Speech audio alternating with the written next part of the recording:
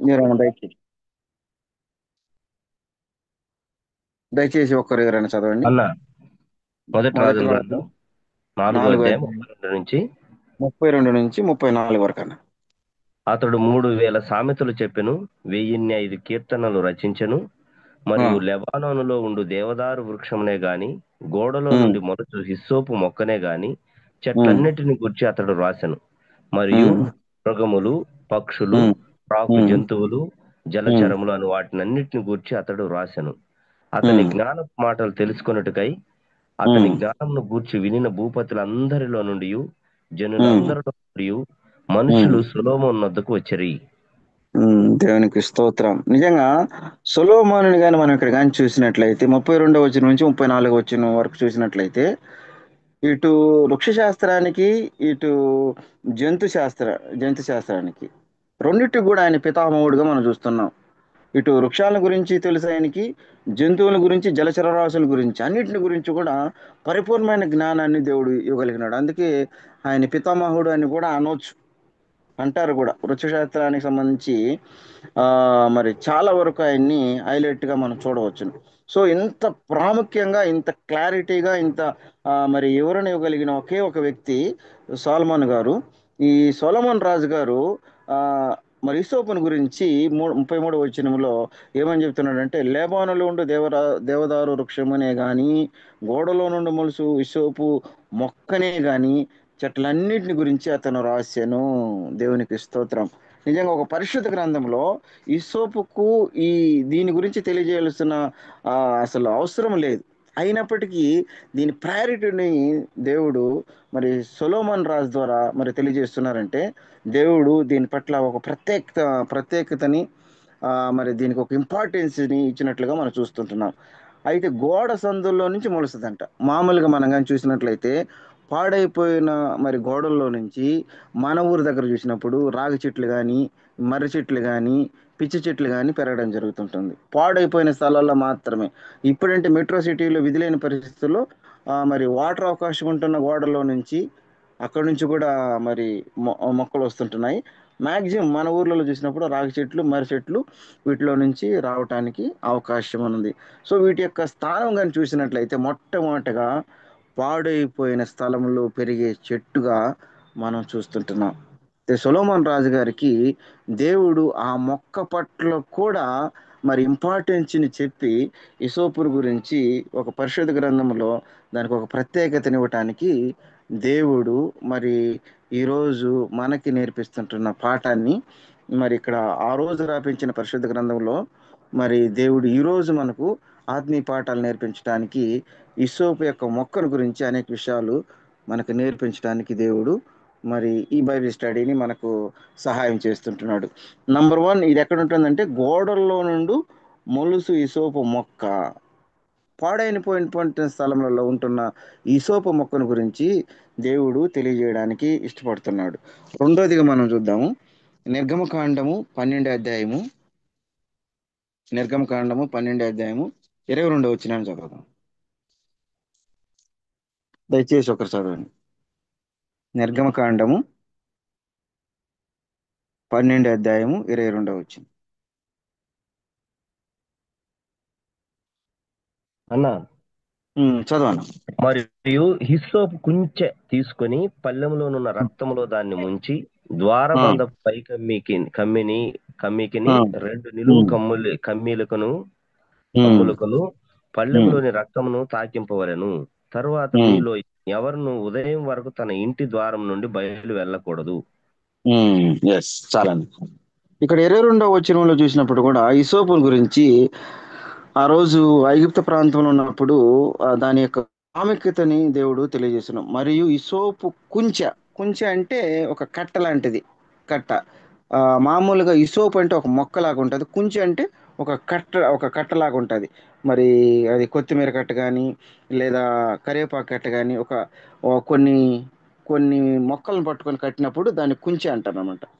ఇసోపు కుంచె తీసుకొని పళ్ళెంలో ఉన్న రక్తంలో దాన్ని ముంచి దూరబంధ పైకమ్మని రెండు నిలువు కొమ్ములను పళ్ళెంలో రక్తంలో తాకింపవలేను.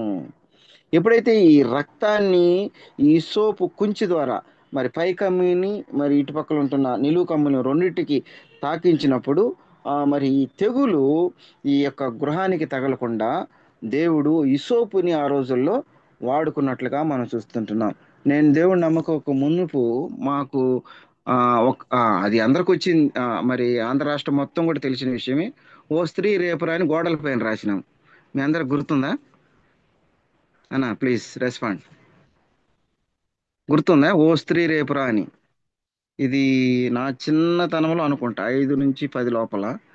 దెయ్యం దెయ్యం వస్తుందని చెప్పి 1982 83లో అట్లా చెప్పారు, అదేనా? ఎస్ ఎస్ అన్న, ఓ స్త్రీ రేపురా అని గోడ పైన రాస్తే అది చూసి వెళ్ళిపోయేస్తుంది అనమాట. అనుకున్నారు అవును మన వాళ్ళు పెంచలే, ఇట్లా నేను అయిపోద్దని. నేను కూడా రాశాను గోడ మీద. ఎవరన్నా? నేను ఓబ్లేస్ ని మా ఇంట్లో కూడా రాపిచ్చారు నా చేత. అన్న నేను కూడా రాసిన, నేను కూడా బాధ్యున్నే. అది. మా నాయన చెప్తే, మరి అందరు రాస్తా ఉండరా, మనం కూడా రాయాలా, ఒక స్త్రీ వస్తుందంట, అది మనుషుని చంపేస్తుంది, ఓ స్త్రీ అని రాస్తే ఆ బోర్డుని చదివేసి అది పోతుంది అని చెప్పినాడు. అది మాకు తెలియదు ఎర్రమట్టితో, అది అన్నా. ఎర్రమట్టి కలుపుకొని ఎర్రమట్టితోనే రాయాలంట. ఎస్ అన్న, కరెక్ట్, సహాయం చేసినారు. దేవునికి స్తోత్రం. సో కాబట్టి అక్కడ నేను సిమిలర్ గా చూసింది ఏంటంటే, మనము ఆ ఎర్రమట్టితో ఒక పెయింటింగ్ తో రాసినప్పుడు ఆ ఏదైతే మనుషుల సంపదాతి అనుకున్న ఆ దూత, లేదంటే ఆ యొక్క దెయ్యము అది చూసి దాటిపోయేదంట. నాకు ఆశ్చర్యం అనిపించింది దేవుణ్ణి నమ్ముకున్న తర్వాత, ఇసోపుని గురించి ధ్యానిస్తున్న తర్వాత.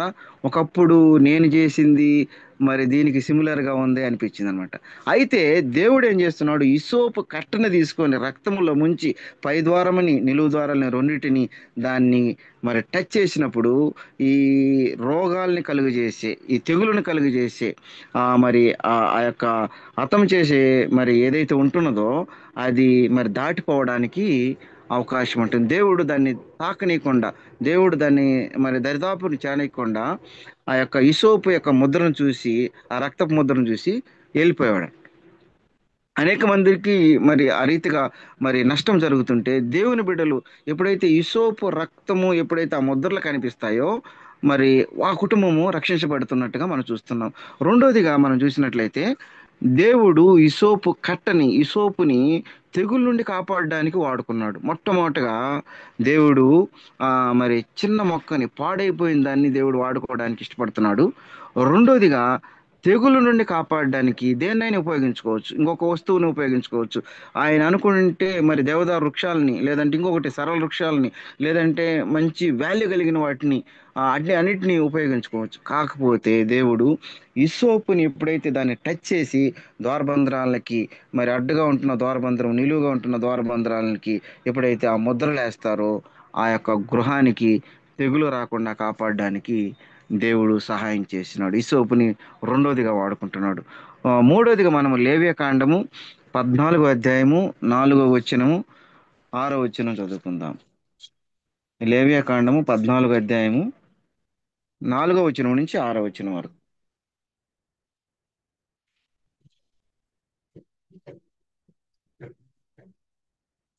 అన్నా, లేవియ కాండము 14వ అధ్యాయము 4వ వచనం నుంచి 6వ వచనం వరకు చదువుకుందాం.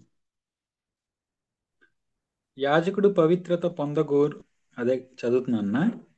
చదవని.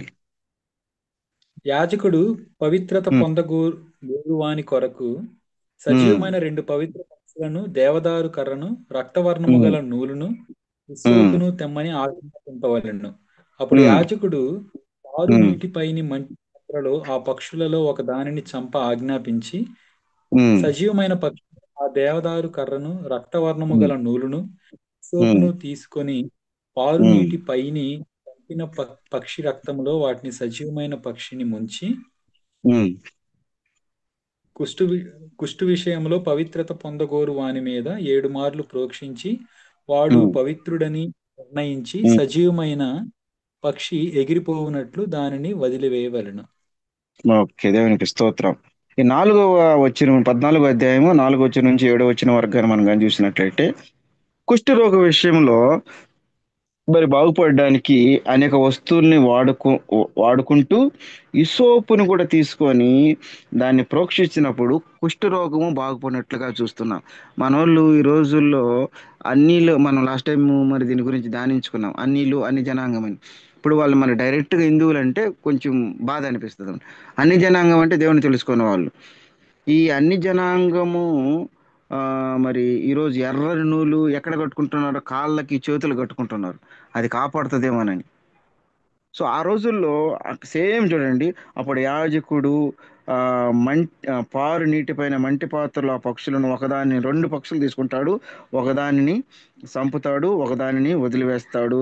దేవదార కర్రను, రక్తవర్ణం గల నూలును, ఈ సోపుని తీసుకొని నీటిపైన సంపిన పక్షి రక్తంలో వాటిని సజీవమైన పక్షిని ముంచి కుష్టి విషయంలో పవిత్ర పొందిన వారిని 7 మార్లు ప్రోక్షిస్తాడు. దేవునికి స్తోత్రం. ఇసోపుతో 7 మార్లు మరి ప్రోక్షించినప్పుడు, ఆ పక్షి రక్తంలో 7 మార్లు ప్రోక్షించినప్పుడు ఈ కుష్టు రోగము బాగుపడినట్లుగా మనం చూస్తుంటున్నాం. కాబట్టి ఇసోపుని మరి రోగాలు బాగు చేయడానికి కూడా మరి పవిత్ర గ్రంథంలో వాడుకున్నట్లుగా మనం చూస్తుంటున్నాం. సో కాబట్టి ఇసోపుకి దేవుడు ఎంత గొప్ప భాగ్యాన్ని దేవుడు ఇస్తుంటున్నాడంటే, ఎంత ప్రయారిటీని ఇస్తున్నాడంటే, నంబర్ 1, మరి పాడైపోయిన స్థలంలో మరి ఎందుకు పనికిరాని దాన్ని దేవుడు తెగుళ్ళ నుంచి కాపాడడానికి ఇష్టపడ్డాడు. నంబర్ 2, రోగాలను పోవడానికి, మరి వ్యాధులను పోవటానికి దేవుడు వాడుకుంటున్నాడు. మరి మూడవదిగా మనం చూద్దాం, కీర్తనలు 51 అధ్యాయము 7వ వచనం. కీర్తనలు 51 అధ్యాయము 7వ వచనం.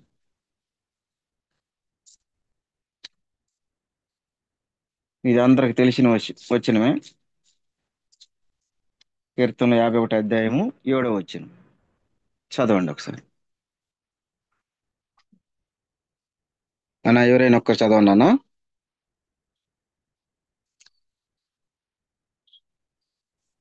హిస్సోపుతో నా పాపం పరిహరింపుము, ఆ, యమము కంటే నేను తెల్లగా ఉండునట్లు నీవు నన్ను ఉమ్, కడుగుము. దేవునికి స్తోత్రం. మరి 51 అధ్యాయంలో మరి మొదటిగా మన ఇంట్రడక్షన్ చూసినప్పుడు, దావీదు బెత్షెబా యొద్దకు వెళ్ళిన తర్వాత నాతాను ప్రవక్త అతని యొద్దకు వచ్చినప్పుడు అతను రచించిన కీర్తన అని చూస్తుంటున్నాం. అంటే దావీదు పాపం చేసి పశ్చాత్తాపంలో మునిగిపోయి ఆ తను మరి పాపం ఎట్లా పోవాలి అనేది మరి ఆలోచిస్తుంటున్నప్పుడు ధర్మశాస్త్రాన్ని గురించిన ఆలోచన, ధర్మశాస్త్రంలో ఇసోపుని గురించిన ఇంపార్టెన్స్ మరి దావీదికి మరి ఒక అవగాహన ఉన్నట్లుగా మనం చూస్తుంటున్నాం. ఇసోపుతో నా పాపమును పరిహరింపుము, హిమము కంటేను నేను తెల్లగా ఉన్నట్లు నీవు నన్ను కడుగుము. దేవుడు మూడోదిగా ఇసోపుని ఎక్కడ వాడుకుంటున్నాడంటే, దావీదు యొక్క అనుభవంలో కానీ మనం చూసినట్లయితే పాపాన్ని పోవడానికి ఇసోపుని వాడుకుంటున్నట్లుగా మనం చూస్తుంటున్నాము. సో కాబట్టి ఇసోపుకి ఒక పాపాన్ని పోగొట్టే మరి ఒక మరి గొప్ప మరి ఇంపార్టెన్స్ ని దేవుడు ఇవ్వడానికి ఇష్టపడ్డాడు ఒక మొక్కకి. సో సో ఈ యొక్క మరి ఇసోపు యొక్క ఇంపార్టెన్స్ ని మనం ఇక్కడ కీర్తనలో మనం చూడవచ్చు. పాపాన్ని పోగొట్టుటకు, పాపాన్ని పరిహరింపుటకు మరి ఇసోపుని మనము ఇక్కడ వాడుకుంటున్నట్లుగా మనం చూస్తుంటున్నాం. మరి నాలుగోదిగా మనం చూద్దాం, యోహాను సువార్త 19 అధ్యాయము 29వ వచనం చివరిగా. యోహాను సువార్త 19 అధ్యాయము 29వ వచనాన్ని మనం చూసుకొని కొద్ది నా టైంలో ముగించడానికి నేను ప్రయత్నం చేస్తాను. యోహాను సువార్త 19 అధ్యాయము 29వ వచనం. ఎవరైనా దయచేసి ఒకరు చదవండి.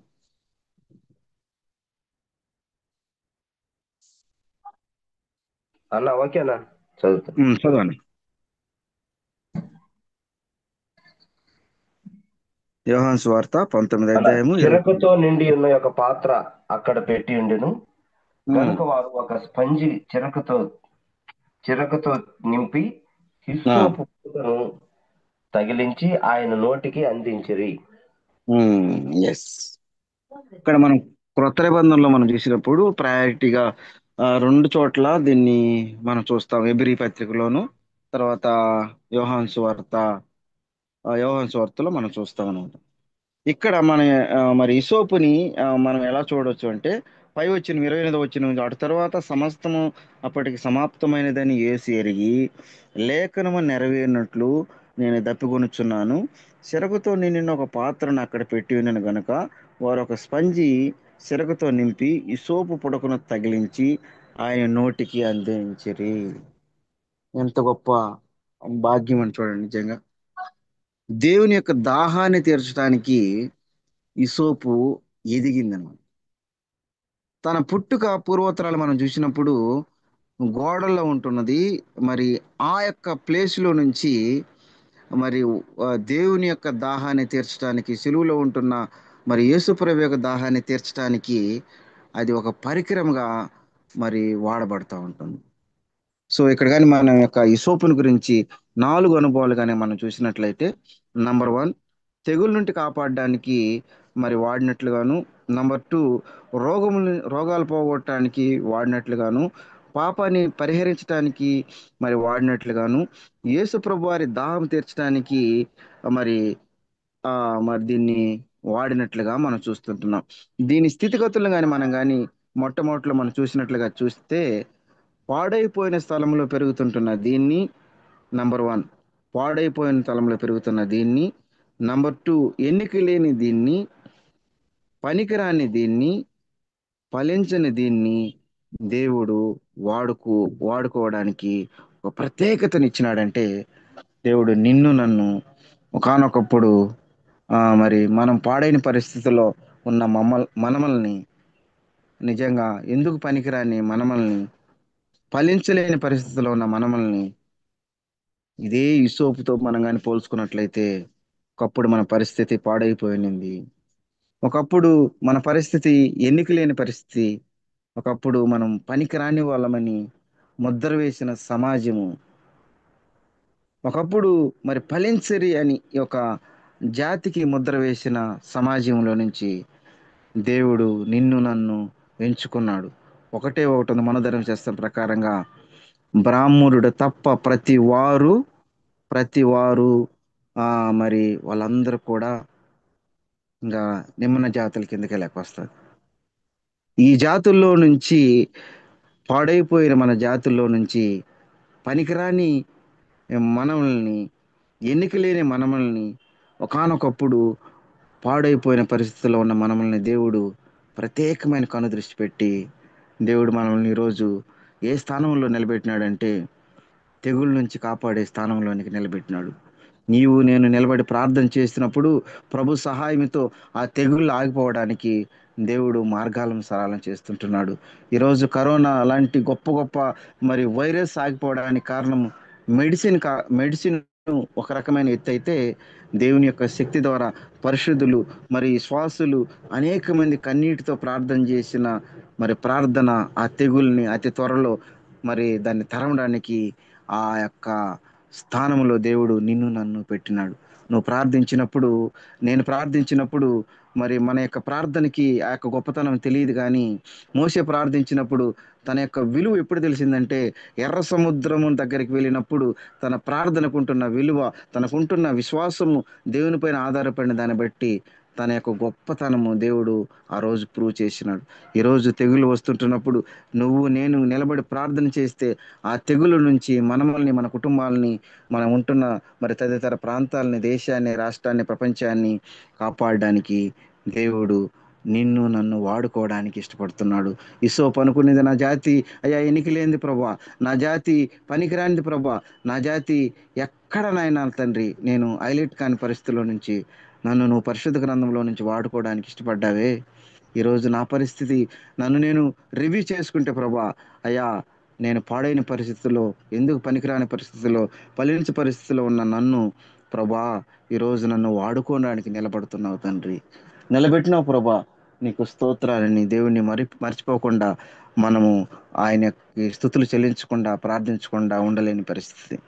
రోగాల్ని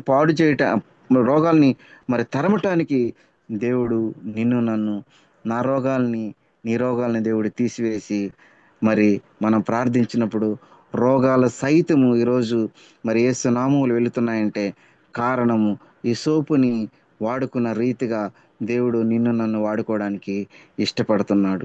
పాపాలని పరిహరించడానికి మనం పరిశుద్ధులం కాదు, కానీ దేవుని పక్షమున పాపాన్ని గురించి దాని యొక్క విలువను, దాని యొక్క నష్టాన్ని, పవిత్రతను యొక్క దాని యొక్క విలువని తెలియజేసినప్పుడు ఆ పాపాలను విడిచిపెట్టడానికి, ఈరోజు దేవుని ప్రజలుగా మారడానికి దేవుడు నిన్ను నన్ను ఒక సాధనముగా వాడుకుంటున్నాడు. చివరిగా మనం చూసినట్లయితే యేసయ్య దాహాన్ని తీర్చడానికి దేవుడు నిన్ను నన్ను ఆయా ప్రాంతాల్లో పెట్టున్నాడు. యేసయ్య దాహం ఏంటంటే, అనేక మంది ప్రజలు నశించిపోతున్నారు. అనేక మందిని దేవుడిని తెలుసుకోలేక అనేక వారి యొక్క సొంత ఆలోచనలు, సొంత మార్గాలు వెళుతున్నారు.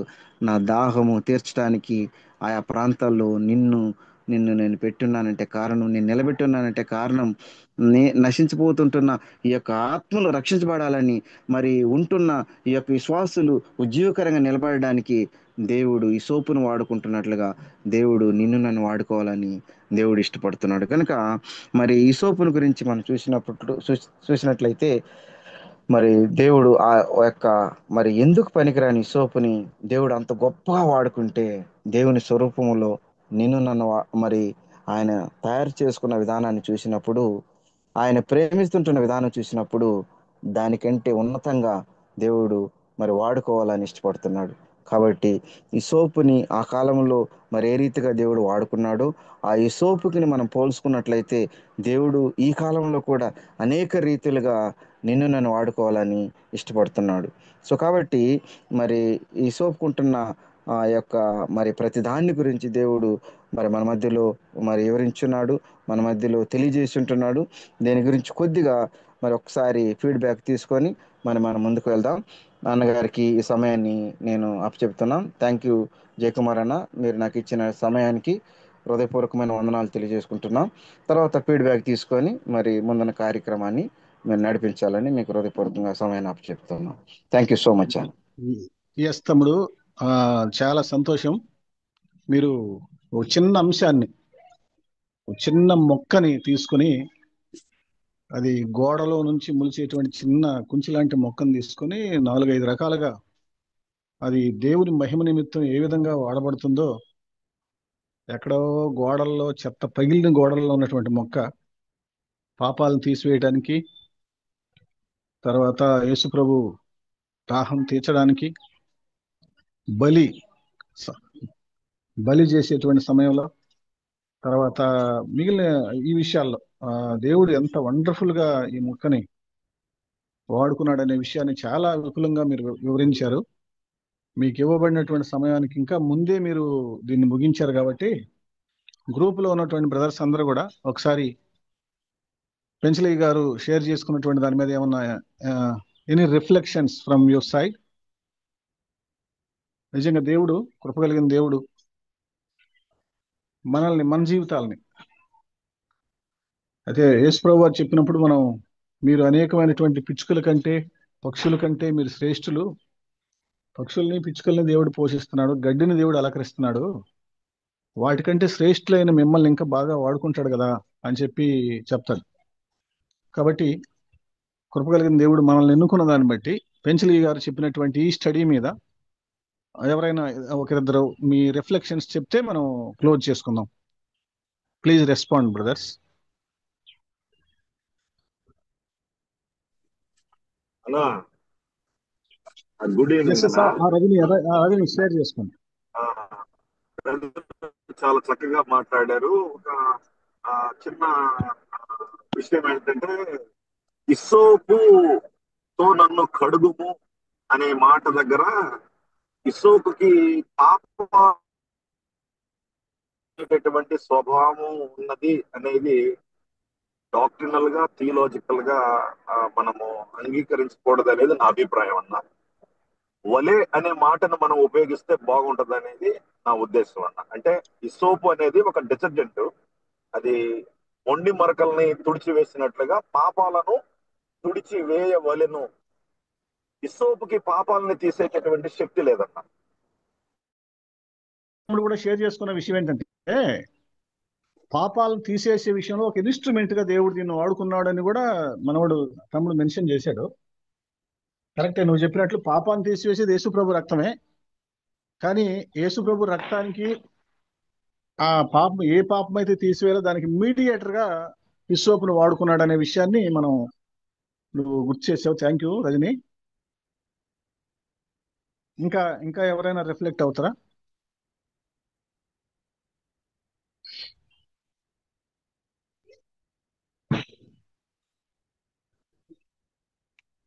బ్రదర్స్, రజని ఇంకేమైనా చెప్తావా?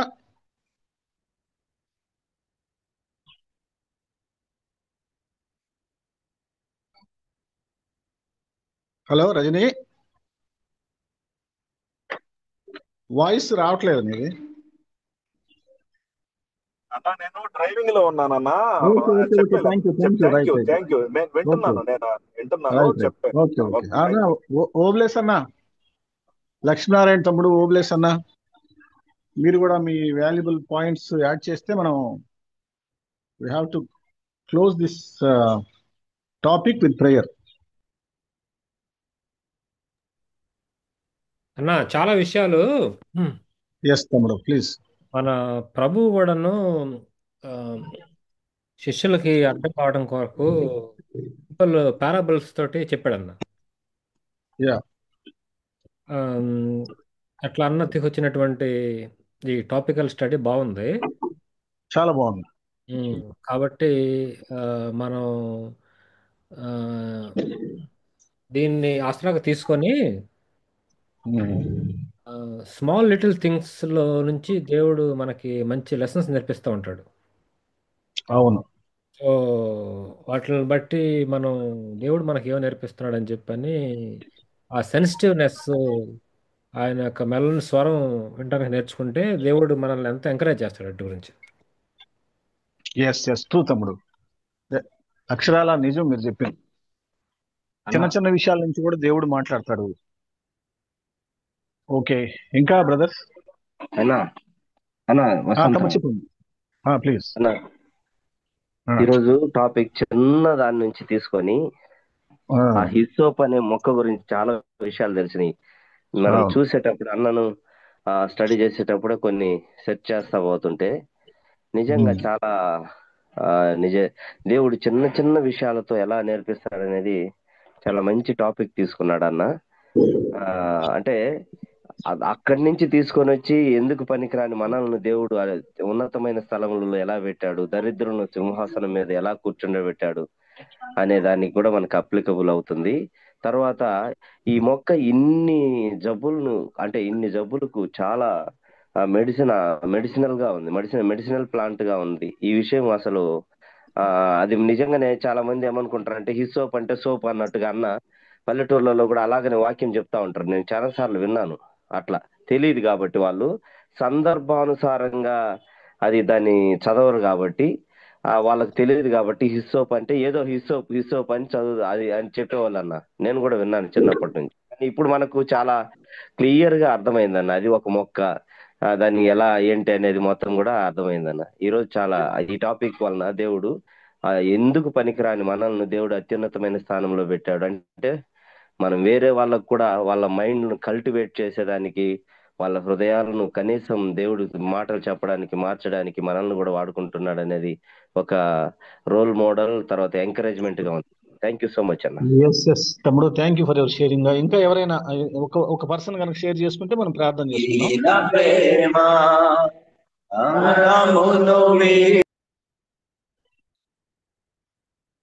హలో తమ్ముడు, బ్రదర్స్.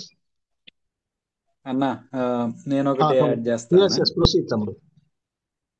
అదే అన్న దాని లోలెస్నెస్ గురించి, అంటే చాలా తక్కువైనటువంటి మొక్కగా తీసుకొచ్చి అది యేసు ప్రభువుకి వాటర్ని అంటే దాహాన్ని తీర్చడానికి వాడబడింది, పాపాన్ని పరిహరించబడింది అని గొప్ప గొప్ప ఉన్నతమైన వాటి కోసం వాడబడింది అని చెప్తా ఉన్నప్పుడు నాకు అనిపించింది ఏంటంటే అన్న బ్రాహ్మణ్స్, నిమ్న జాతి ప్రజలు అనేది తేడా అనేది ఉంది ఇండియాలో అనే పాయింట్ కూడా తీసుకొస్తా ఉన్నప్పుడు నాకు ఫస్ట్ కొరింథియన్స్ చాప్టర్ 1 వర్స్ 26 నుంచి 30 వర్సెస్ గుర్తొచ్చినాయి అన్న. అక్కడ మనకు తెలుసు, మిమ్మును పిలిచిన పిలుపుని చూడుడి, మీలో లోకరీతిని జ్ఞానులైనను గనులైనను గొప్ప వంశం వారైనను అనేకులు పిలువబడలేదు గాని ఏ శరీరియు దేవుని ఎదుట అతిశయింపకుండునట్లు జ్ఞానులను సిగ్గుపరచుటకు లోకంలో నుండి వెర్రివారిని దేవుడు ఏర్పరచుకొని ఉన్నాడు. వండర్ఫుల్. బలవంతులైన వారిని సిగ్గుపరచుటకు లోకంలో బలహీనులైన వారిని దేవుడు ఏర్పరచుకొని ఉన్నాడు. అంటే ఇలాగ మాట్లాడతా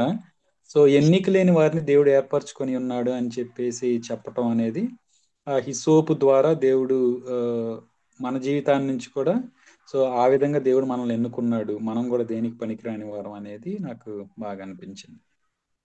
వెరీ గుడ్, వండర్ఫుల్ తమ్ముడు. ఎస్ అండి. ఇంకా ఇంకా ఎవరైనా షేర్ చేసుకుంటారా? మనం ప్రార్థన చేసుకుందాం.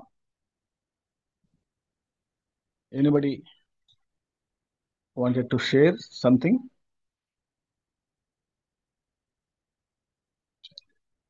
సరే, మనం ప్రార్థన చేద్దాం. ఒకసారి మన హృదయాలను మనం పరిశీలించుకుందాం. దేవుడు మనందరితో స్పష్టంగా మాట్లాడాడు అనేది విస్పష్టం.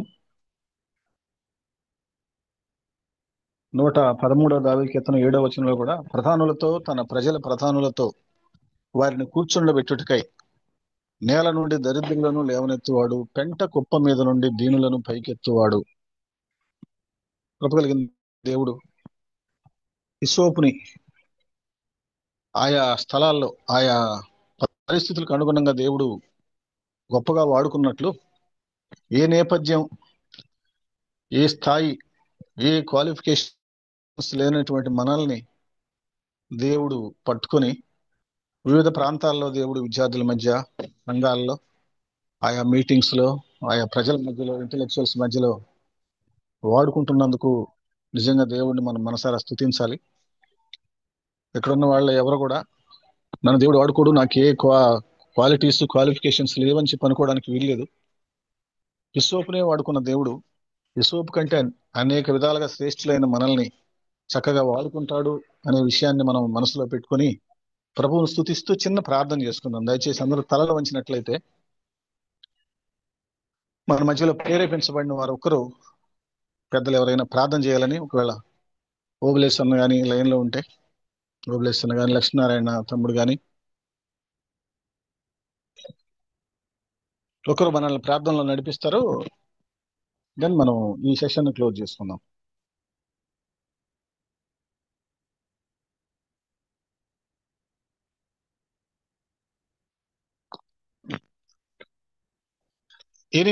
Anyone from this group?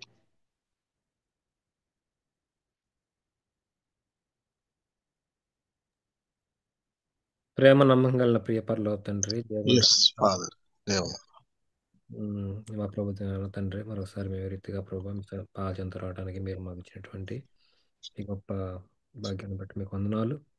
దేవ తండ్రి, మా సహవాసాన్ని మీరు ప్రేమించి ప్రతి వారం ప్రభావ మా ప్రియుల ద్వారా ప్రభావ తండ్రి మీరు మాతో మాట్లాడుతూ ఉన్నారు. అందులో భాగంగా ఈరోజు కూడా ప్రభావ తండ్రి మీరు హిస్సోప్ అనేటువంటి మొక్క గురించి మాకు నేర్పించిన ప్రతి పాఠాన్ని బట్టి మీకు వందనాలు. దేవాల ప్రభా పెంచలేని మీరు బలపరిచి అన్నకి ఇచ్చిన థాట్స్ని బట్టి మీకు స్తోత్రం. దేవ తండ్రి, మరి మేమేమైతే ప్రభు తండ్రి ఒక మొక్క గురించి నేర్చుకున్నామో, ఎలాగో రాజులు సైతం ఈవెన్ యేసుక్రీస్తు ప్రభు వారి పరిచర్యలో కూడా మొక్క గురించి రాయబడుతున్న విషయం నేర్చుకుంటా వచ్చాను. దేవాల ప్రభా తండ్రి ప్రార్థన చేస్తున్నాం తండ్రి, మరి ఎన్నికలైనటువంటి మమ్మల్ని ప్రభావ తండ్రి మీరు ఎన్నుకున్నారు ప్రభావ, మరి పరలోకపు దేవుని పిల్లలు అవ్వటానికి మీరు మాకు గొప్ప భాగ్యాన్ని, అధికారం ఇచ్చారు. అందుని బట్టి స్తోత్రం. దేవతండ్రి, ముందున్నటువంటి రోజుల్లో కూడా ప్రభావ తండ్రి మీరు మా పట్ల ఉద్దేశాలు గొప్పవి ప్రభావ తండ్రి. మీ ఉద్దేశాలు మేము నెరవేర్చు వారంగా తండ్రి, మేము తండ్రి మీ యొక్క స్వరం వింటూ తండ్రి మీరు ఇచ్చినటువంటి బాధ్యతలు చేపడుతూ తండ్రి నీ యొక్క రాజ్య విస్తరణలో నమ్మకంగా పనిచేయడానికి సహాయం దయచేయండి. మాతో కంటిన్యూస్గా మాట్లాడతారండి. మీరు చెప్పినప్పుడు విని విధేయులు అవడానికి మాకు సహాయం చేయండి తండ్రి. ఈ యొక్క వాక్యం ప్రభావ తండ్రి మా వినికిడిలో దీవించి తండ్రి ఇంకా రికార్డ్ చేయబడిన వాక్యం ప్రతి ఒక్క బిడ్డ కూడా ప్రభావ ఎంకరేజ్ చేయబడే సహాయం తెచ్చామని వాక్యం ప్రభావ పంచుకున్నటువంటి ప్రభావ తండ్రి పెంచలేని వాడుకోనమని మహిమ పొందమని వేస్తున్నాం, ప్రార్థించుకుంటున్నాం తండ్రి. ఆమె ఆమేన్ ఆమేన్. రైట్. అందరికీ యేసు ప్రభు నామములో వందనాలు. ఈరోజు బైబిల్ స్టడీ ద్వారా మనం అందరం కూడా ఆత్మీయంగా మేలు పొందామని నేను నమ్ముతూ ఉన్నాను.